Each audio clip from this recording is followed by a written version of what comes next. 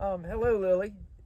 My name is Mike Harris. Dave showed me your message. I'm Hi, the Lily. owner of Buford Kratom, and you had some very good and legitimate questions there. One was that, are you trading one drug for another? And you're not, and I want to explain why. Okay, there's Kratom can be addictive if you have the wrong Kratom.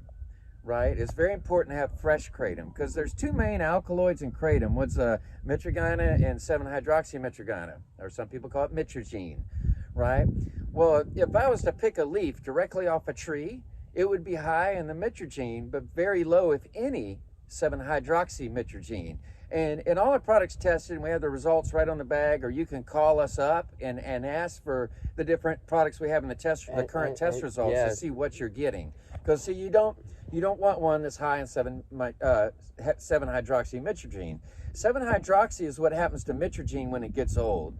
Now, I fly every bit of this kratom into the country to get as fresh as possible. So if you look at our test results, it'll be like 0.001 7-hydroxy, which is not addictive at all. What makes the 7-hydroxy addictive is it can actually attach to the receptor. But the regular mitragynine just bounces off of it. So let's explain something that's happened to your brain here. As you were taking the opiates, right, when you first take it, it releases a lot of dopamine, endorphins, serotonin in the brain, and it makes you feel euphoric. So we keep taking it. Me and Dave both have lived through what you're going through right now. Yes. Okay, Terrible. And it was horrible. Both of us addicted to Oxycontin at one time. So your brain, right, well, it wants to be self-regulating. It's called homeostasis. So when you release all these chemicals in the brain wants to bring them back down to a normal level. You know, it can take a month, 2 months, or whatever for it to start making this adjustment, but eventually you'll take the same dose of your opiate and you're just taking it to feel normal. You don't get a high from it, and that's because the brain has made that adjustment. And so you'll take more to get back up, and then over time the brain makes that adjustment. It brings it back down. And you do that several times, your addiction actually became a disease because it chemically changed the way the brain reacts. Okay? And so when you take the opiate away, you have a crash. The brain doesn't have the ability to create these serotonins, dopamines, endorphins, stuff like that. And it's a horrible state of depression. It can last a year to 18 months, they say, sometimes longer, depending on how much you have done, right? Well, this is the neat thing about kratom. The mitragine alkaloid in kratom mimics an endorphin. The molecule isn't but much off from one. It bounces off the receptor, and the brain doesn't know the difference, you see? And so if you use kratom, right, it will leave that part of the brain open to rewire itself. And you'll know when it does. I've heard it over and over again, where one day, after you've taken it a while, and the brain, it can take a year, it can take 18 months, you'll wake up one morning feeling happy before you had your morning cup of kratom or capsules or whatever you prefer, you see? And at that point, that's a sign that, hey, my brain's working again. Let us know. We have another product called Stem. It's made from the stem of the leaf instead of the leaf itself. Makes kratom easier to quit than chocolate milk, because most of that point, as long as you've taken kratom very low in 7-hydroxy, it's easier to quit than chocolate milk with Stem. You're just going to replace your kratom with 20% Stem. I've done this over and over again.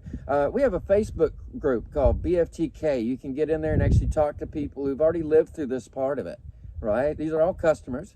And so if that helps you, you're not trading one addiction for another. And that's a question I get very often, and that was about the easiest way for me to explain it to you. I can personally answer. What was another this. question she had? I'll tell you. Let me go on to what you just said a little bit about the kratom. Okay, so I have a ton of back issues. I mean, me and Mike both. Now, if do. I could find something to quit these. Yeah, that would be a good thing. Anyway, so I've taken kratom.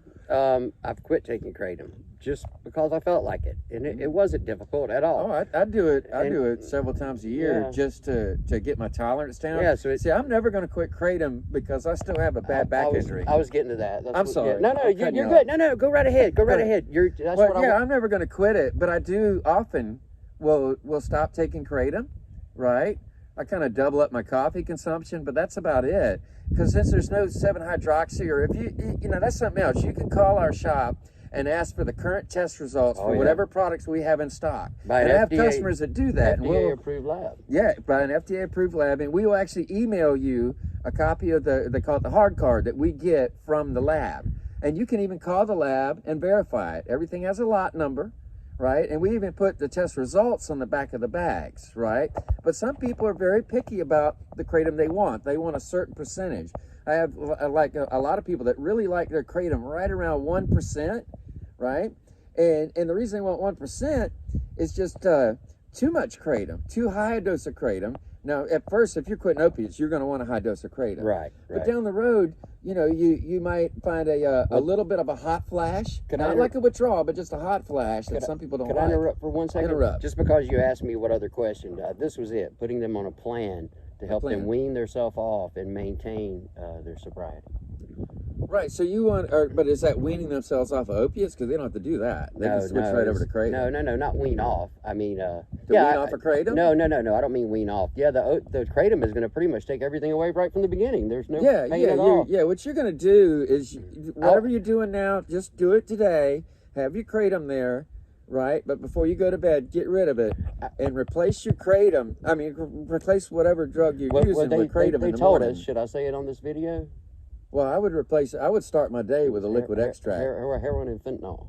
Heroin and fentanyl. Okay, so you're used to that. Yeah. So what I would do is I would get a few of the liquid extracts, because like when I was addicted to OxyContin, right? When I woke up in the morning, I didn't get out of bed until I had my OxyContin and it kicked in.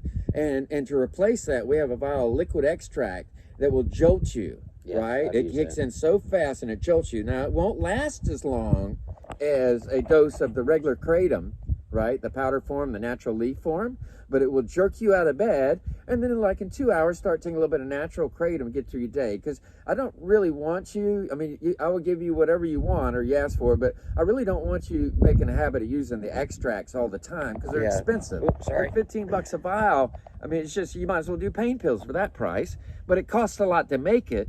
But as a useful tool to transition you from the opiate over to the kratom.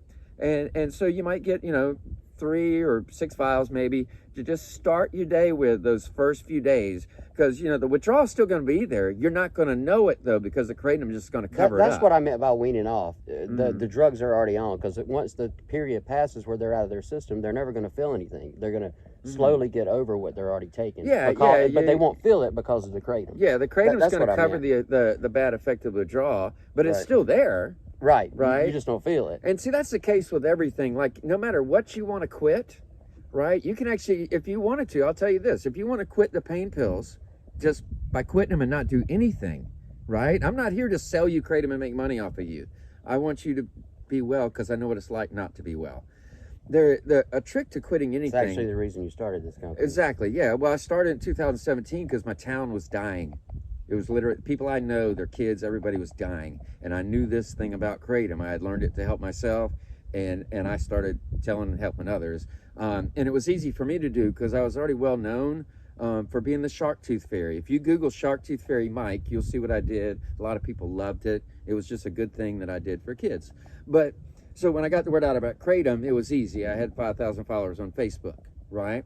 But to quit opiates, if you wanted to quit them and not use kratom, the trick is every 4th day. So say if you were taking, let's make an even number, like 10 milligrams of OxyContin, what you would start doing is you would use 9.5 or 9 3/4, something so slight that your brain doesn't know the difference, and you would maintain that 9.5 dose for 3 days, and on the 4th day, then you would take a slight amount less, because it takes our brains around 3.5 4 days to get used to anything, like cigarettes. If you were to quit cigarettes, you're going to just be miserable until the 4th day.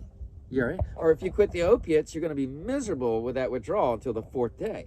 Well, to avoid the withdrawal, you take such a slight amount less that you don't know it, right? But that takes an extreme amount of self-control, and you have to be very precise, like use a scale, and that kind of thing. So if you're using heroin, use a scale and limit yourself to that. And on the 4th day, take a slight amount less, and it would take, months, but over a period of time, you would be down to such a low dose that you wouldn't know it, right? I think it's easier to just switch as kratom, but that's another method that doctors don't tell you. Doctors wean you off by cutting your dose in half, and that's horrible, because then you're in this mediocre withdrawal. It never goes away, you see? Doctors don't know because they haven't done this themselves the way they do it to us, you see? And so I hope that helps you. What we had here? 10 minutes. Stop here so that we can upload it. Okay, and let me tell you real quick. I quick. love you. I hope you get better. Message me, and I will get you in touch with the person who can help you there to set up your plan and everything else. There's several people that can assist you in that. We're here to help. Thank you.